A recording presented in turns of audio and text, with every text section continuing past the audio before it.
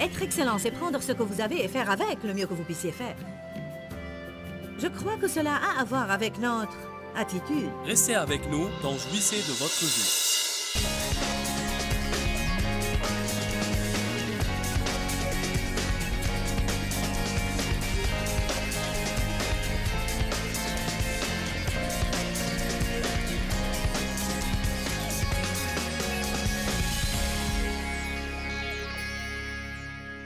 Je veux des amis qui recherchent l'excellence et l'intégrité.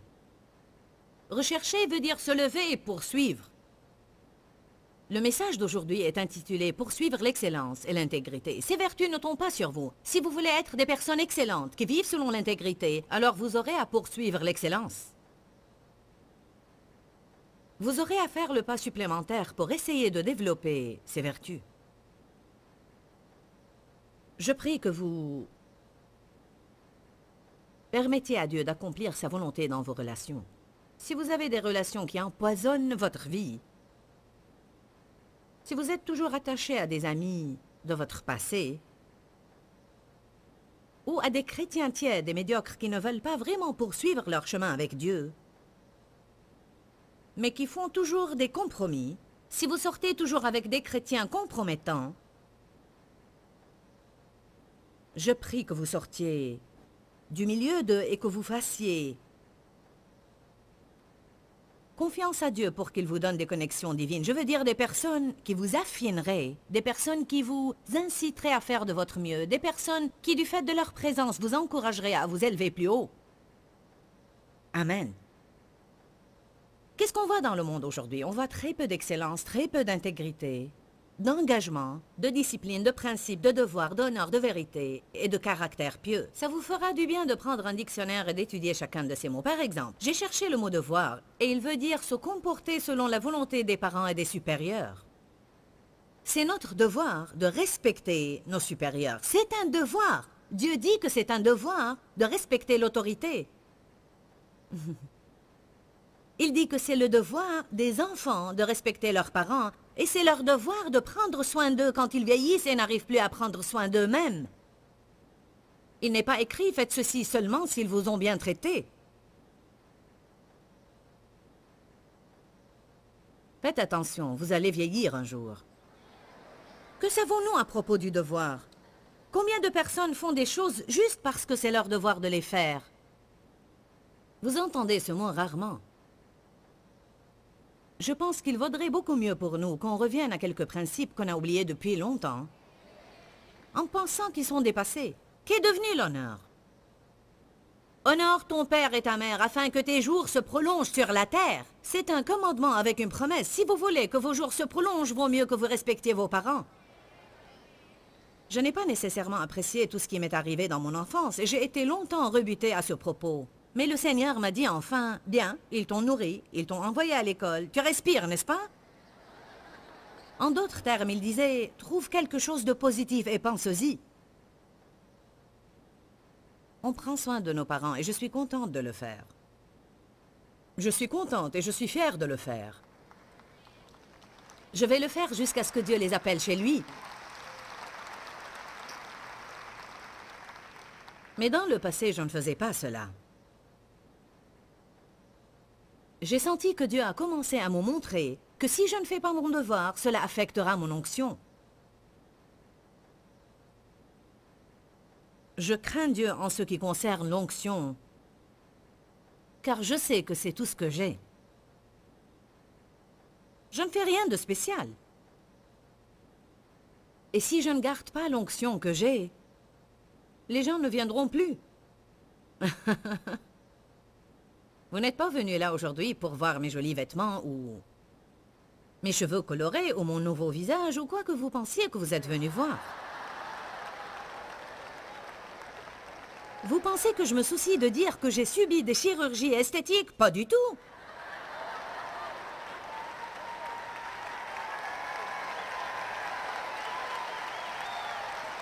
Vous savez pourquoi? Parce que je ne fais pas les choses que je sens que je dois cacher. En fait, je pense à faire beaucoup plus d'ajustements. Un peu d'ajustements ici et là. Alléluia.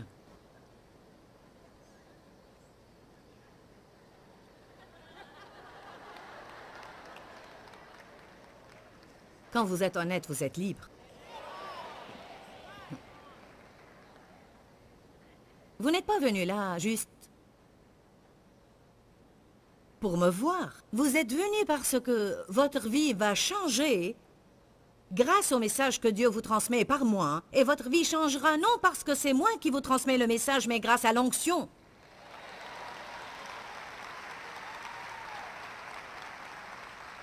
Vous n'allez pas avoir une grande onction si vous êtes indolent ou médiocre. Ou peut-être vous aurez une onction médiocre, je ne sais pas. Mais je veux une onction excellente parce que je veux avoir un ministère excellent. Et je veux faire d'excellentes choses parce que je sers un Dieu excellent.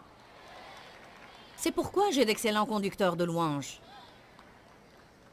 On aurait pu chanter 2 ou 3 chants n'importe comment, mais nous consacrons notre temps, nos efforts, notre argent et notre travail pour la musique dans ce ministère parce que je crois que l'onction de Dieu est présente sur la musique. Pourquoi pensez-vous que le diable fait de son mieux pour transformer la bonne musique en une mauvaise musique? Devoir. Qu'est devenu le respect de l'autorité? Vous savez, un homme intègre ou une femme intègre respecteront l'autorité. Ils se soumettront aux autorités, ils apprendront à le faire avec une bonne attitude. Ils ne permettront pas à l'esprit de rébellion de contrôler leur vie, car ils savent que ce n'est pas la volonté de Dieu. Eh bien, mon patron est sévère.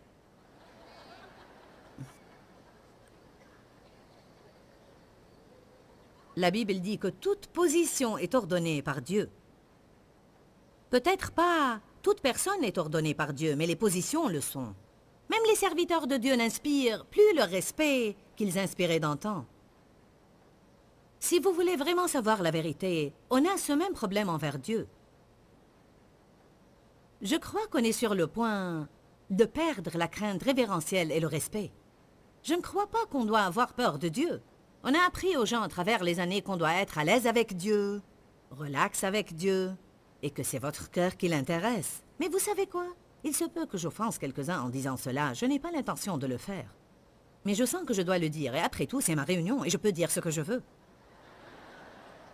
Les gens doivent s'habiller décemment quand ils viennent à l'église.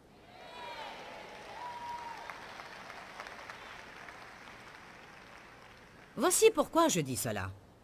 Il faut qu'on fasse attention de ne pas adopter une attitude de familiarité envers Dieu et envers notre relation avec lui. Je sais que votre façon de vous habiller n'a rien à voir avec votre amour pour Dieu. Qui d'entre vous comprend ce que je dis? Quand Dave et moi, on était jeunes, mariés et on allait à l'église tout le temps, sans même réfléchir à cela, on mettait nos vêtements du dimanche. Les enfants s'habillaient et tout le monde s'habillait pour aller à l'église. Pour être honnête, quand on a rejoint les églises charismatiques, les églises les plus libérées, je remercie Dieu pour certaines choses dont je me suis libérée, mais on a négligé quelques principes auxquels on devrait tenir. Comme par exemple, il n'y a pas de mal à avoir des vitraux dans votre église, je crois qu'ils sont beaux. Je crois que parfois nous pouvons devenir extrémistes. On a besoin d'être équilibré.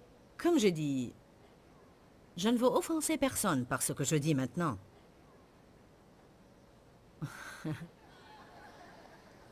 On ne peut pas laisser les choses aller de plus en plus à la dérive. Il faut qu'on ait des standards. Être excellent, c'est prendre ce que vous avez et faire avec le mieux que vous puissiez faire. Je crois que cela a à voir avec notre attitude. Je me sens mieux dans ma peau quand je parais belle. Je me sens mieux quand je me donne un coup de peigne. Je suis comme ça. Peut-être que cela ne vous affecte pas, mais ça m'affecte à moi. Tout ce que je suis en train de faire, c'est vous aider à être au mieux que vous puissiez être. Pour Dieu! Vous n'avez pas à le faire pour moi. Faisons de notre mieux pour Dieu. Peut-être vous avez une ancienne voiture, mais cela ne veut pas dire qu'elle doit être sale et pleine de papier de sandwich et de bouteilles de soda.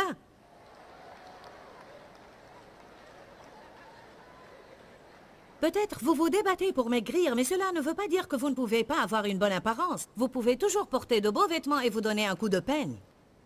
En fait, beaucoup de personnes, quand elles ont un handicap quelque part, elles négligent tout le reste. Peut-être votre maison n'est pas grande, mais vous pouvez la garder propre.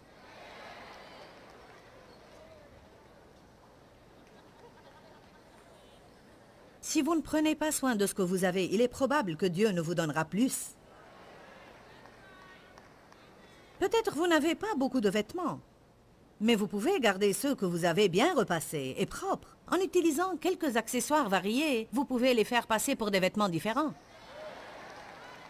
Qu'est-ce que je vous dis? J'essaie de vous dire des choses pratiques. Prenez ce que vous avez et faites avec le mieux que vous puissiez faire. Prenez ce que vous avez. Peut-être vous n'avez pas beaucoup d'argent, mais soyez sage dans vos dépenses. Arrêtez de contempler ce que vous n'avez pas. Soyez comme James, regardez ce que vous avez et commencez à vous en servir. Et James Wilson est un jeune homme qui a le don de chanter et qui est handicapé à cause de la scoliose, mais il garde toujours une attitude positive en faisant confiance à Dieu, sans se plaindre et s'apitoyer sur lui-même, mais en faisant confiance à Dieu. Il fait confiance à Dieu et il avance, il se sert de ce qu'il a. Il faut qu'on se serve de ce qu'on a, il faut qu'on se serve de ce qu'on a. L'excellence, c'est prendre ce que vous avez et en faire le mieux que vous puissiez faire. La définition hébraïque de l'intégrité est être complet ou accompli. Accompli ou complet parce qu'on a. En d'autres termes, on n'a besoin de rien d'autre.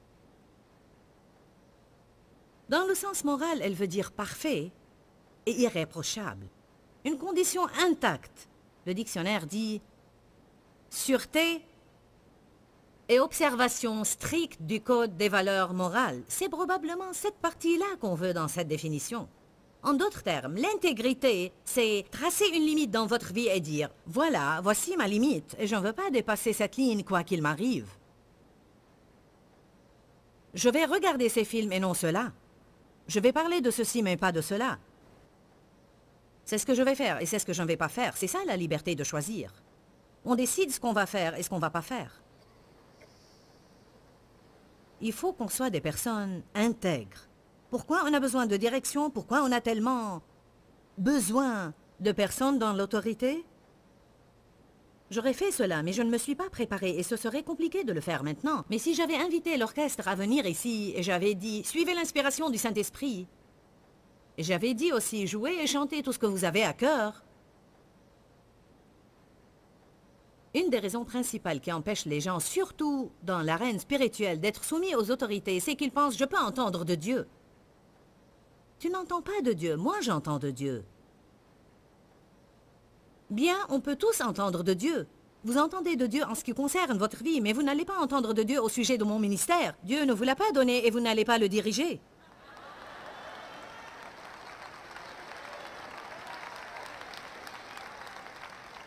Beaucoup de personnes travaillent chez nous, mais elles travaillent pour nous. Elles sont payées pour me rendre heureuse. N'est-ce pas la vérité? Les choses sont à l'inverse aujourd'hui. Les employés viennent travailler chez vous et ils pensent que c'est votre part de les garder heureux. Je veux que nos employés soient heureux.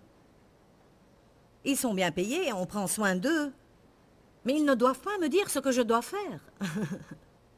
Ils ne sont pas là pour me dire ce que je dois faire. Vous voulez être le patron? Payez le prix comme j'ai fait. Payez les factures comme je fais. Priez vous-même pour avoir l'argent pour payer les factures. Ce n'est pas logique pour une personne sans responsabilité de vouloir être en charge. Vous savez ce que je dis? Si vous n'avez pas de responsabilité dans un domaine, n'exprimez pas votre opinion. Tu prêches bien. Vous n'êtes pas tous en train de sourire. Vous savez quoi? C'est le mauvais et le stupide esprit d'orgueil qui veut qu'on exprime notre opinion dans toute chose en se mêlant des affaires des autres. Amen? Si j'étais le pasteur, je n'aurais pas fait cela. Tu ne sais pas ce que tu aurais fait. De plus, vous n'allez jamais être pasteur à cause de l'attitude que vous avez. Eh bien, si j'étais Joyce, je n'aurais pas porté les vêtements qu'elle porte. Vous l'auriez fait si vous aviez les moyens.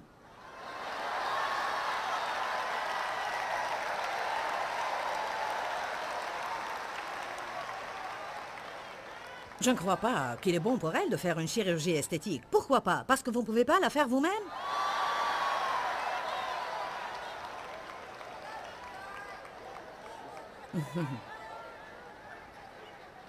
J'ai prié pour ce sujet 3 mois et Dieu m'a répondu, c'est ton visage, fais ce que tu veux.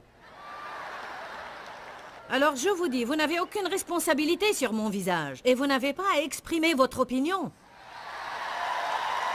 Alléluia! Amen. On s'amuse aujourd'hui. Si j'appelle tous les musiciens et les chanteurs ici et je leur dis « Soyez tous guidés par le Saint-Esprit », ça sera un bruit, une cacophonie insupportable. Mais si je dis après « Bon Charlie, choisis un chant et que tout le monde suive le conducteur », c'est à ce moment-là qu'on fait une bonne musique. Alléluia, on doit être en harmonie ensemble. Un homme intègre ne change pas d'avis même à ses dépens. En d'autres termes, il tient à sa parole. Un homme intègre s'efforce de garder la conscience tranquille. Allez aux Actes des Apôtres 24, 16.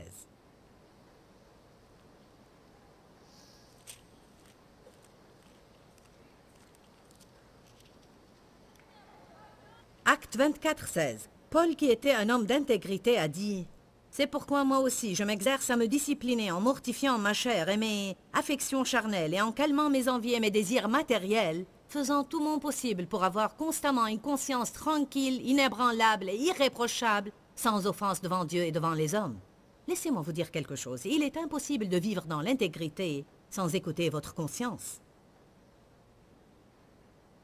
Tant que vous faites des choses envers lesquelles vous n'avez pas la paix, alors vous ne marchez pas dans l'intégrité, parce qu'on doit écouter notre conscience. L'homme intègre reçoit heureusement l'instruction. Il ne se vexe pas à chaque fois qu'on essaye de lui dire quelque chose. Il fait attention aux petites choses. Michel-Ange a passé un long temps à peindre un coin du plafond de la chapelle Sixtine. Un ami lui a dit « Pourquoi tu t'occupes de ce coin? Personne ne va le voir de toute façon. » Michel-Ange a répondu « Dieu le verra. » J'aime cela. L'homme intègre est intéressé et ému par les besoins des autres autour de lui. Jésus était certainement un homme intègre. La Bible dit dans différents passages et répétitivement que Jésus fut ému de compassion quand il a vu les situations des personnes. Il fut ému pour les aider.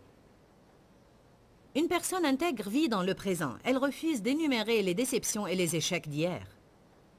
Elle ne peut pas être contrôlée ou manipulée par les gens. Elle reçoit des instructions d'une puissance supérieure. J'aime cela. Alléluia.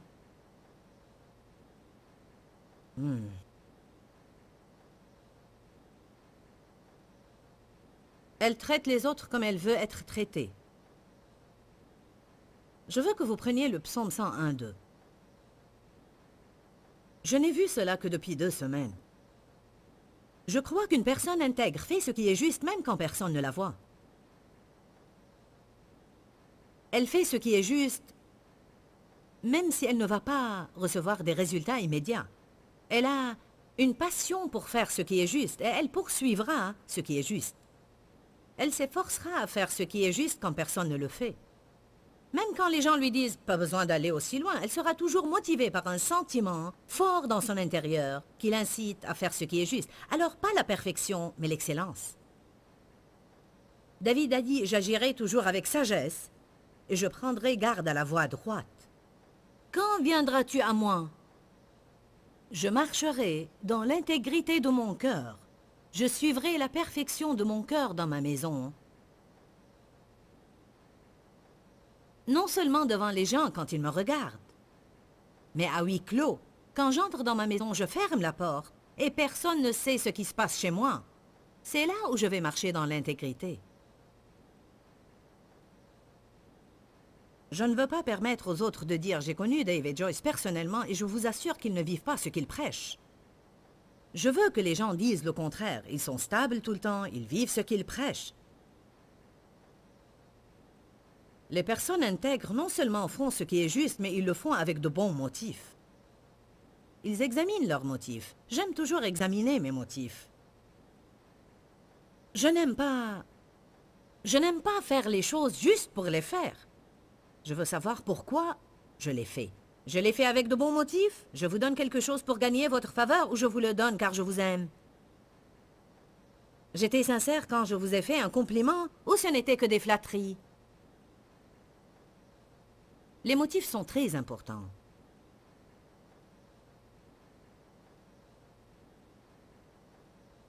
Les personnes intègres ne s'énervent pas quand Dieu ne leur donne pas quelque chose.